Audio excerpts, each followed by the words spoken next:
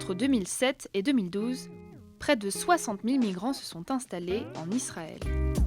La plupart sont venus d'Érythrée et du Soudan.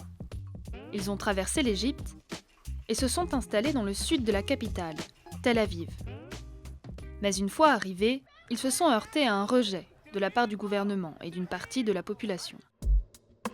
Dès cette époque, le Premier ministre Benjamin Netanyahou se fait l'écho de ce rejet.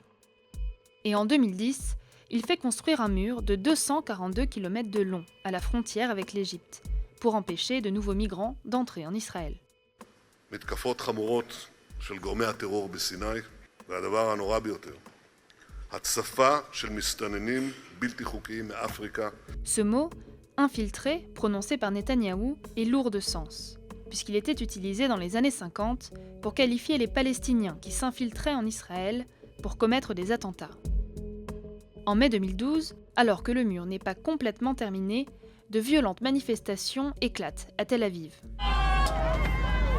Menée par l'extrême droite, une partie de la population proteste contre la présence de migrants en Israël. Des migrants sont agressés. Et à Ativika, au sud de la ville, certains manifestants attaquent et pillent des magasins tenus par des Africains. Le mois suivant, le gouvernement israélien instaure une nouvelle loi.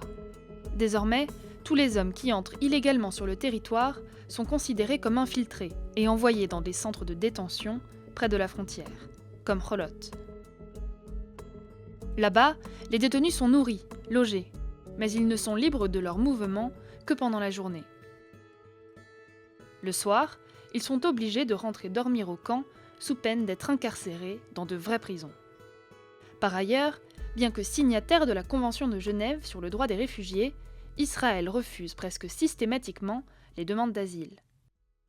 Depuis 2009, seules 11 demandes ont été acceptées. L'État israélien a une conception incroyablement restrictive du droit d'asile. Israël considère ces migrants comme des migrants économiques et refuse de reconnaître leur statut de réfugiés. Il n'y a pas d'équivalent dans les pays occidentaux d'un taux aussi bas de reconnaissance du statut de réfugié. En 2015, Netanyahou fait une nouvelle proposition aux migrants. S'ils acceptent de quitter le pays, le gouvernement leur offre le billet d'avion et la somme de 3 500 $. Plusieurs milliers acceptent et partent pour le Rwanda ou l'Ouganda.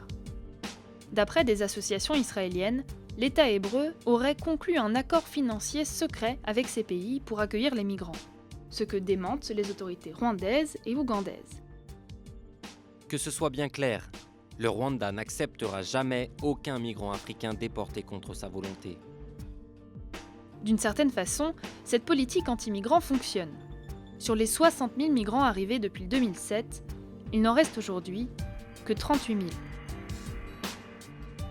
Sauf qu'en janvier 2018, le gouvernement israélien décide d'aller encore plus loin. אנחנו מביאים היום תוכנית לממשלה להוצאת המסתננים הבלתי חוקיים, והתוכנית הזאת תצא לדרך היום. Au 1er avril, les migrants doivent accepter les 3 500 $ et partir, ou bien aller en prison, indéfiniment.